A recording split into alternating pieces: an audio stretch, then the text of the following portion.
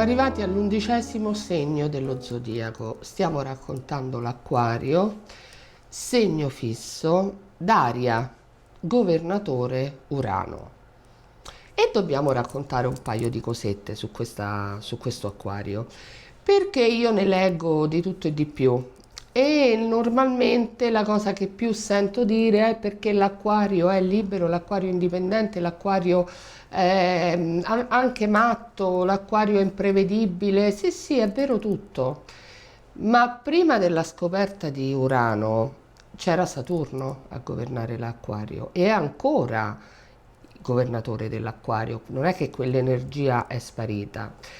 Se noi calcoliamo, se noi pensiamo che sotto il segno dell'Acquario c'è la ricerca scientifica, possiamo anche comprendere quanto poi questa tanto decantata imprevedibilità dell'Acquario poi non ci sia, perché la ricerca scientifica ha bisogno di metodo, ricerca, appunto, disciplina, e queste sono caratteristiche di Saturno, non di Urano. C'è Lisa Morpurgo che spiega molto bene eh, l'uomo acquario. Lei parla dell'uomo, ma io parlo indistintamente uomo o donna. Queste sono le caratteristiche degli individui acquario. Lei racconta, porta un esempio, un aneddoto, e parla di un tizio che dice che va a comprare le sigarette e non torna più a casa, e tutti pensano, beh sì, era imprevedibile, un acquario, ha fatto la botta da matto. In realtà il tizio si è fatto casa in Canada e si è organizzato da 6 mesi, c'è già un'altra famiglia in Canada, un'altra donna in Canada. Ecco, questo è l'aspetto che pochi vedono dell'acquario, perché l'acquario ha questo impatto che ti dà l'idea che sia veramente la libertà fatta persona, ma non è esattamente così, perché comunque l'acquario ha bisogno anche lui delle sue certezze, della sua stabilità. Soprattutto ragiona molto più di quanto sembri, perché può sembrare istintivo, ma credetemi, di istintivo non c'è poi così tanto nell'acquario. Poi ovviamente dipende sempre dai livelli di evoluzione, e la parola chiave da analizzare, ora ci ragioniamo sopra veramente, è la parola opportunità. Allora, l'opportunità è un termine che arriva da Urano, perché Urano è il pianeta che ti regala l'opportunità. Quando passa lui, parliamo di un pianeta che governa l'11ª casa. L'11ª casa è anche quella dei contatti, delle amicizie, delle relazioni, e per cui Urano è il pianeta delle grandi opportunità, e fino a qui ci stiamo. Poi bisogna vedere su che livello si muove la persona. Se è un livello basso, quell'opportunità diventerà opportunismo, e allora noi abbiamo gli acquari che sono scaltri, ma scaltri nel peggiore del termine, e quindi che ne so, scelte di lavoro passano sopra i colleghi come se niente fosse, perché loro devono arrivare a fare carriera. Nella vita affettiva, ecco, nella vita affettiva, se l'acquario non è evoluto, il ragionamento chiave è: io faccio quello che mi pare, te non puoi fare quello che ti pare.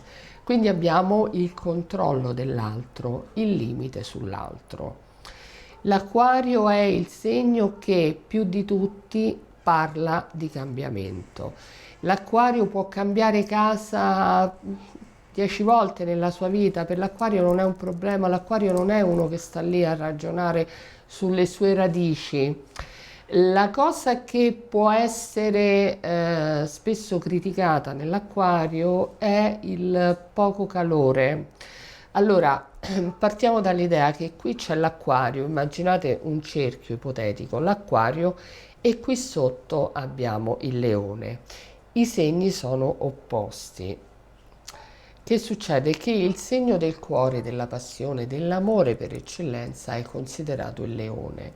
L'acquario è dall'altra parte, quindi questo calore l'acquario non lo percepisce, è lontano dal leone, ma l'acquario del resto non può stare lì a fare smanceria, a pensare troppo all'amore per una persona, perché l'acquario è il segno del futuro. L'acquario è quello che ragiona con i grandi numeri, è quello che si occupa di ecologia, per esempio, o del bene della comunità. L'acquario ha molto a che fare con le comunità, le associazioni, tutto ciò che è mettere insieme tante persone. Ora, per fare una cosa del genere non ci si può preoccupare troppo della condizione di un individuo. L'acquario non riesce proprio a ragionare in piccolo. È Urano, è la libertà, è il cambiamento, è il progresso. L'acquario si muove su questa linea. L'acquario è progresso, è ricerca, è occuparsi di creare un mondo migliore per lasciare un mondo migliore alle nuove generazioni. Questi sono gli aspetti belli dell'acquario. Ovviamente parliamo sempre di acquari evoluti. Quello che racconto ogni volta è che questi sono video informativi, ma ehm, che parlano a grandi linee di un segno zodiacale. In realtà poi la lettura di un tema natale è altro. Questi sono video fatti per far comprendere quanto l'astrologia sia complessa. Poi se qualcuno la vuole approfondire, bene, ma l'astrologia non è quella che si legge sempre il segno zodiacale. L'astrologia è un mondo. Il segno zodiacale è solamente la posizione del Sole. In questo momento io ho descritto le persone che sono nate col Sole in Acquario. Allora, per l'Acquario ci fermiamo qui. Mi potete trovare sul canale YouTube, sulla pagina Federica Giannini Astrologa, sul profilo di Facebook e sul sito federicagiannini.com. Grazie.